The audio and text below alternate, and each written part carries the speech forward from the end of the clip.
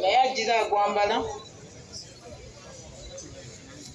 palaso gira oyambala naye nga abaya Uganda Insurance Association basooke bajje.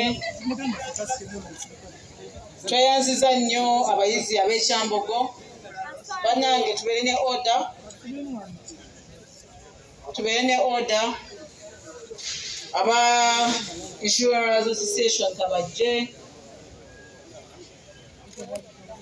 Aba Insurance Association kabajje. Tweyanziza nnyo okubeera mu kaweefube wa siriimu. Oli bwomu lwaki tozese jangu bannaye mulinde ttiimu tetwagala ziggweyo bwe tuba tunoonya bizinesi abantu bonna twogera nabo. Dda ku sayidi eri ya minisita ekifaananyi kibalansinge okwate n'omujoozi. Palaso esadde butaddigijeemu oyagala kubeera ng'oli reddi. Palaso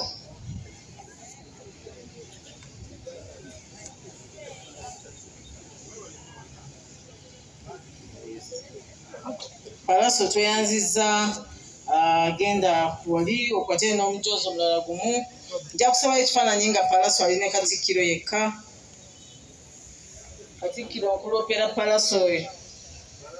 Palaso namukubidde ekiro 6 naye yakutte essimu. Abatakwata masimu ge batamanyi simanyi bwe babeera.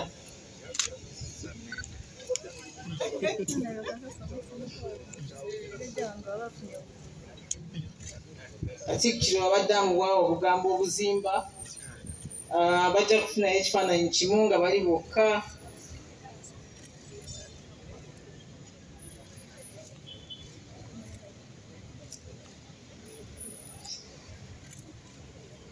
Mujja nakumpayo kimu nga Palaso ayimiridde yekka nga ekyakatikkiro kiwedde akunga abantu batwale obujoozi obusembayo. Sirowooza nti enkya tunaaba tulina obujoozi wano. Palaso tulina waggulu. Katikkiro nja kusaba oweeyo kawanzi katini nnyo Palaso afune ekifaananyi ekikunga abantu. Nga bwe maliriza nja kuyita Hajat Namyalo. Mwebale mbadde manyi mwebasi naye olaba munterezezza mukyatunula. Hajat Namyalo mbadde nsaba ojje tukwaniriza nnyo.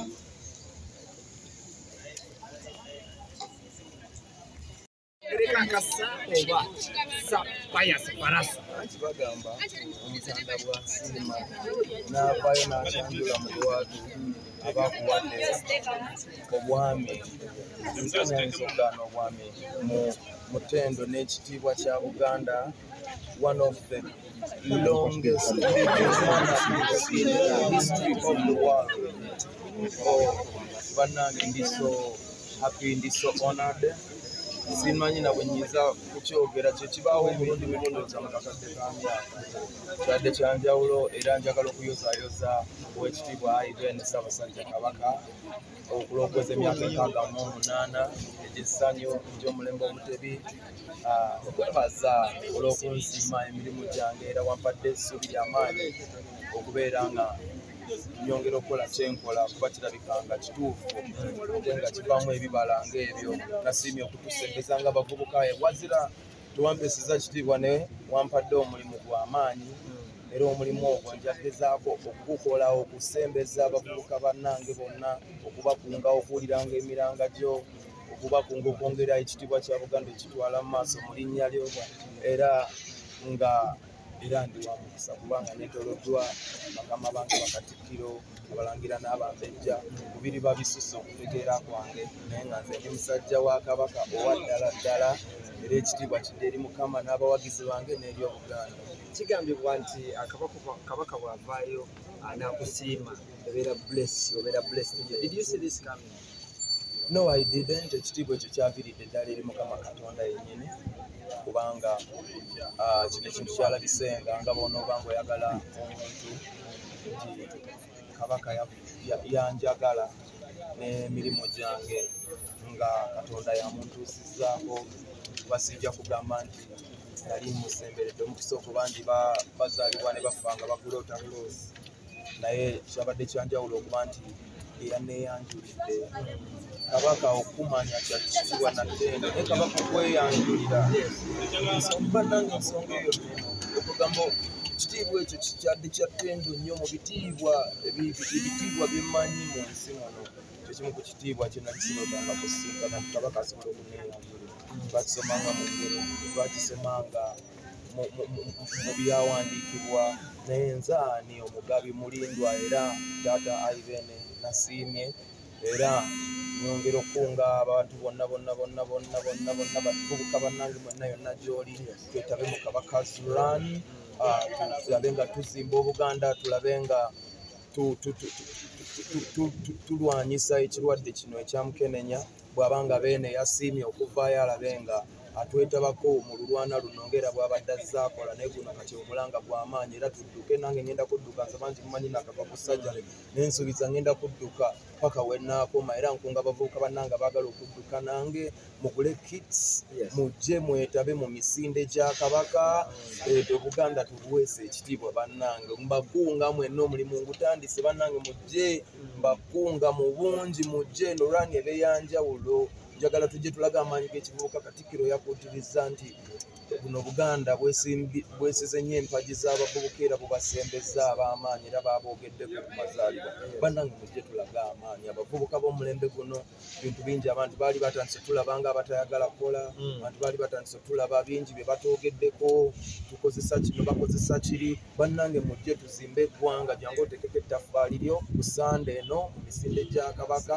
wendi jangu onsookewo nze ndi mukeeze naye njagala onsookewo ttiimu gye nadduka nayo mujja kumpa amaanyi wennaakoma naye nga tutandike ekigere ekisooka kyekizibu mujje tukisimbule gula kiitiyo essaawa eno tusimbule olunaku lwejjo abaana bakuggyeko interview ba Bettina nga you are even speechless ye wasuza otya bayirawo netunaba okutuuka mukulu Ibrono ye yasinze okubeera nange nga naakavaawo naye mukulu Ibrono yayinza okunyonyola ndowooza twawunze ekitiibwa kyabadde kyamaanyi nnyo mukulu Ibrono yaŋŋambye ebintu ga seetolodde olubiri olwo lwonna ne tuweetooloola ne tujja wano nga buli wamu tulabanga buli wamu tusaanidde okubeerawo ekyamazima Ssaabasajja kabaka nga yakusiimye kyovola puresha gye tulina yanjawulo kabaka puresha gwogimanyi eriwo buli social media wonna buli wamu amasimu gagadde gajjawo kale nga tulina okugalekako tulina okukola emirimu naye nga abantu basanyuse nnyo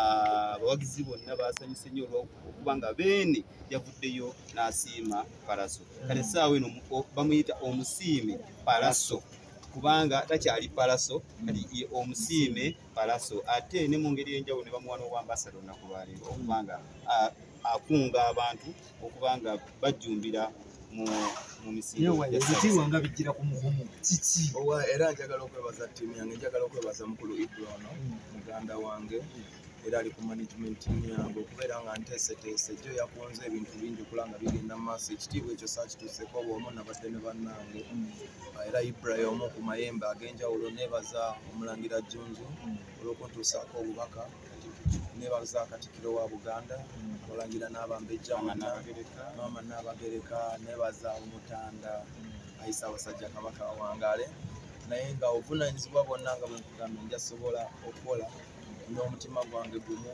ekinaaba kisoboka kyonna naye nga bwe nkola omulimu ogwo era neesize abakulu abansingako abanaaba n'okutegeera okunasukka okwange binaaba byezitoweredde gye naddukiranga eri abavubuka abeemalamu amaanyi abayinza abalowooza nti kisoboka nate kisoboka amagezi gembawa amaaso go gonna gaddira ogateeke ku bantu abakwagala ogateeke ku bantu abakkiririzamu ekyo kyokola ogateeke mu bantu abakuwagira okgenda mu maaso oloote byoyagala waliwo essaawa y'ebirooto waliwo essaawa y'amawulire sawuti yawula amawulire kuba amawulire mbeeramu amalungi n'amabi gakyusa entegera naye nga waliwo essaawa y'okuloota abantu olina jja n'akugamba ogwo omulimu gw'oyingiddeeyo ogenda kusanga kino bajja kukubirayo ennyondo bajja kukola ki no genda ubeere ne ttiimu ekwetoolodde oli ekyo oli abo abakwetoolodde kola emikwano kola connections yimba ekikuli mu mutima abantu bangi bajja kugamba okyuseemu tereeza kola booti naye ekituufu kiri nti gwe yimba nga bw'owulira mu mutima gwo